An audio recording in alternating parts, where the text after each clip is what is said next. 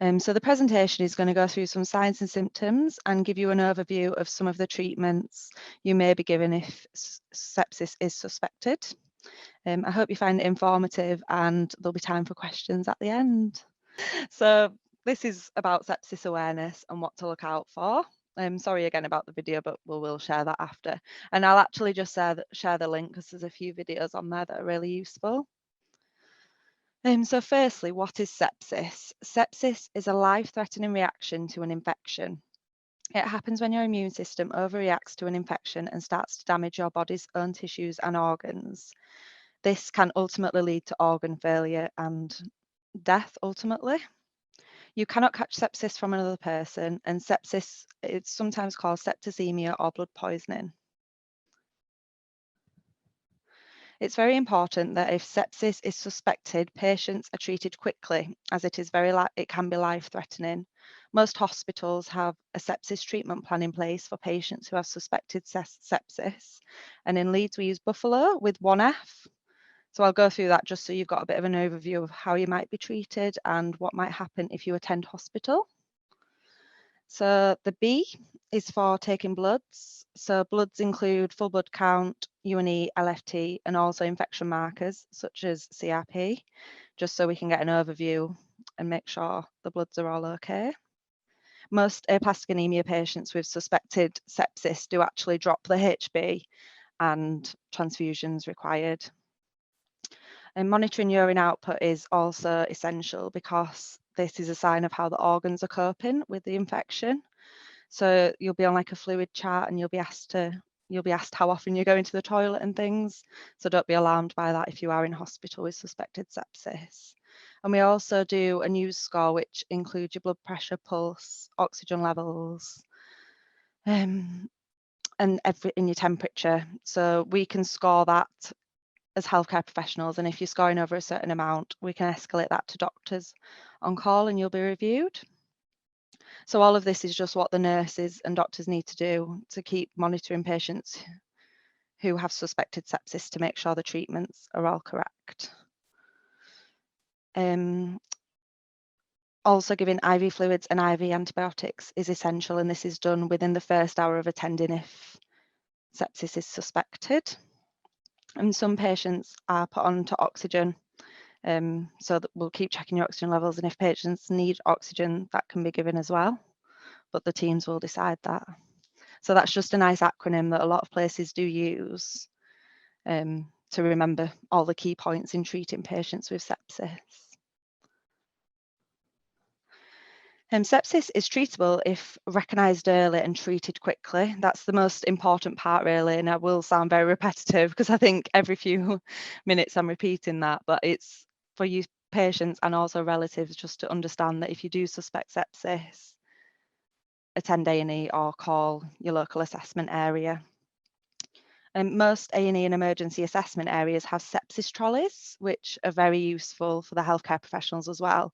It's basically a trolley with everything needed to treat sepsis. So it's got the IV antibiotics, the fluids, it's often next to an observation machine. So everything can be given very quickly. So that would be wheeled over to the patients needed and everything given. It's also got things like oxygen wiring on, just so you feel reassured that everything comes to you quickly. And they're already set up and they're often checked every shift by certain members of the team just to make sure everything's on them and they're stocked. And it's taken just so patients can be treated quickly and efficiently, because that is the most important part, that patients are treated quickly if it's suspected.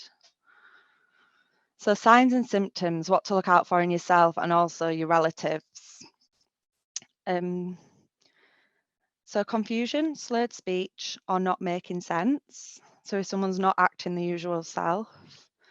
Blue, pale or blotchy skin, lips or tongue, basically any discoloration that might occur. A rash that doesn't fade when you roll a glass over it, then this is the same as a meningitis type rash. Difficulty in breathing, breathlessness or breathing very fast.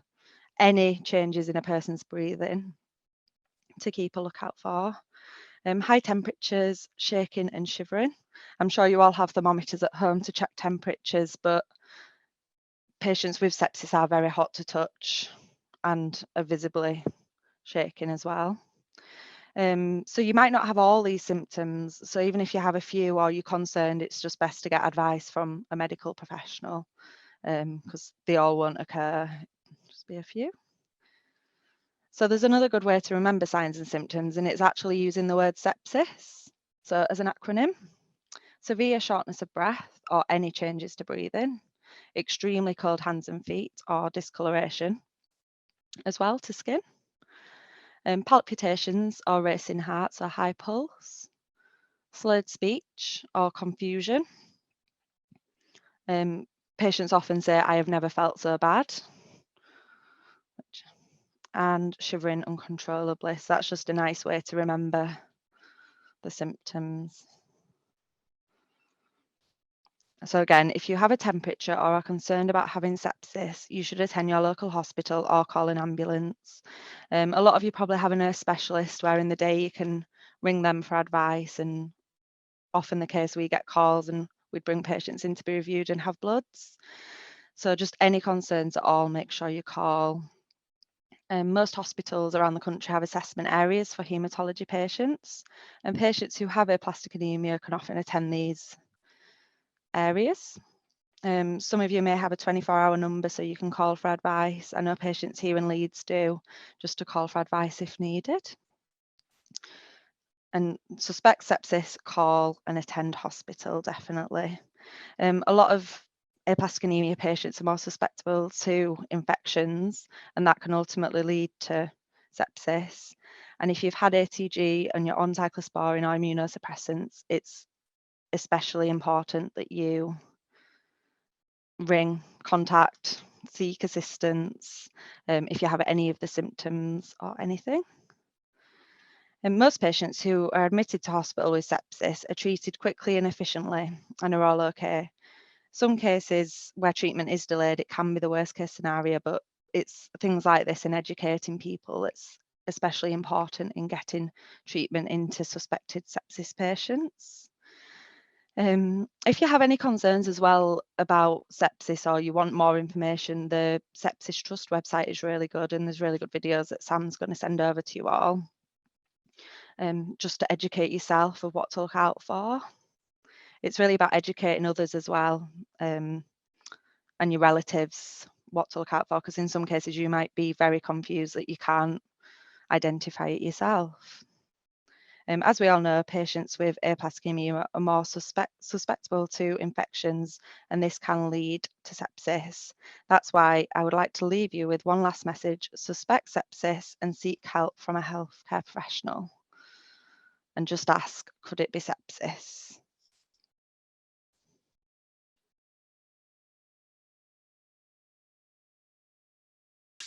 I actually had, my journey with aplastic anemia went on for decades, literally. I was diagnosed when I was 3 years old, and had ACG all those years ago. And for many, many years, I was relatively well. My blood counts obviously weren't normal, but, I was able to live relatively healthily. I was in my final year at university, literally just about to sit my final exams, and I just didn't feel quite right at university one day. I was just sitting in the library doing my revision, and I noticed that my pulse was racing.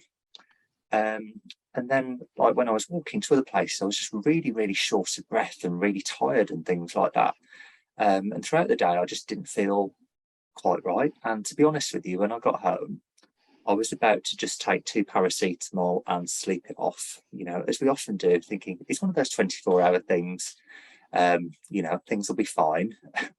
And it was only by sheer luck that I thought to check my temperature, just in case, and it was 39.6 degrees. And so I called the hospital. This was in the middle of the night by that point. It was about 10 o'clock at night. And they said, yep, we just want to be safe. Just go to your local A&E and we'll get this checked out for you. And as soon as I got into A&E, thankfully, I was able to tell the receptionist how I was feeling, and they got me straight into A&E. And as Briony said, there were things in place to get these treatments and tests done really, really quickly nowadays. So You know, they were testing for my lactates as well, which showed that it was elevated, which is an indicator of sepsis. I was on antibiotics very, very quickly, and on fluids as well to get me rehydrated.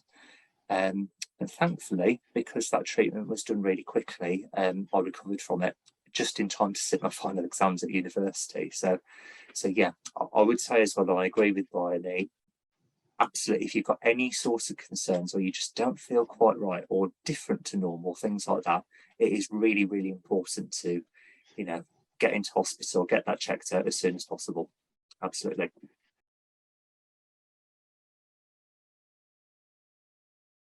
So the hospital you attend should have your medical history and know that you have aplastic anemia. And if you're on immunosuppressants, they should also know that. And if you mention that to the nurse or the doctor who's triaging you, I think be firm in your message to get across to them, and they should take notice and treat you quickly. And if not, you could even, if it's in the daytime, you could ring the haematology secretaries of the hospital and just let them know you're in A&E. You could ring your nurse specialist and let them know you're there, because they could then ring down and explain the situation as well. Out of hours, I think you just have to be firm in getting the message across, what treatment you're on and what you feel you need and how you feel, and they should take it seriously and treat you, definitely.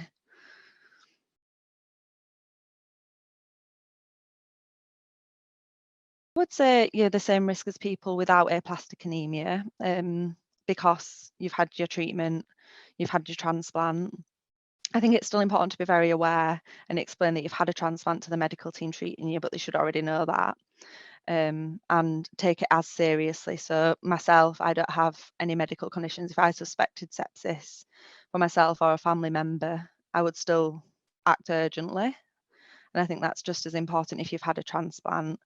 You're not as high risk because you're not on the immunosuppressants, but you still need to take it seriously if you do have symptoms.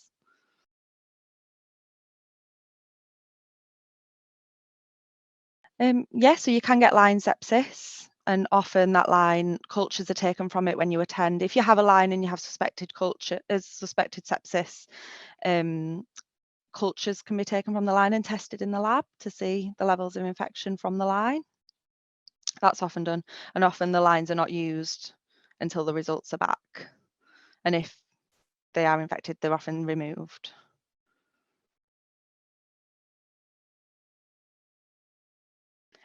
It depends how often you see your team. I would say yes, just because it's best to err on the side of cautions, especially with sepsis. But it does depend how often you see your team, and if you feel comfortable to attend your local hospital without the support of the nurse specialist or the team that you've been under.